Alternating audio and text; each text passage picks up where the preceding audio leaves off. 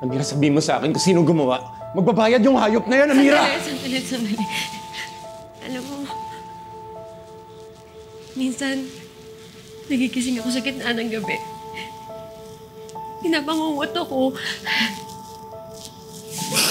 Tinapoy niya ako laki. Ginamit niya ako at tinapon. Minsan gusto ko isipin na naka-recover na ako, pero hindi pa din, Lek. Ang hirap. Ang hirap. Subukan ko naman bumangon, eh. Kasi ayoko buong buhay ko, tingin ko sa sarili ko, rape victim. Ang dami ko pang gustong gawin para sa sarili ko, para sa pamilya ko, at para sa ibang tao. Kahit doon lang, Lek, doon mo na lang ako tulungan. Please.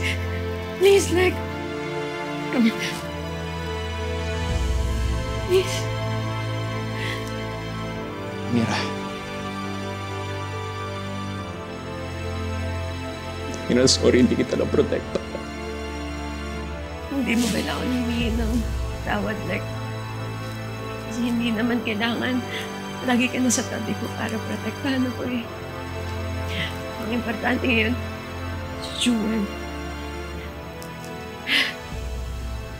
Kailangan natin malaman kung anak ba talaga natin siya. O anak ko siya. Kasi iba talaga nararamdaman ko kapag nakikita ko siya. Parang ang gaan-gaan talaga ng loob ko.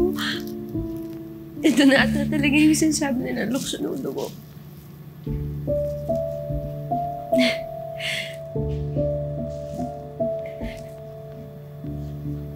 Lex, sorry ah.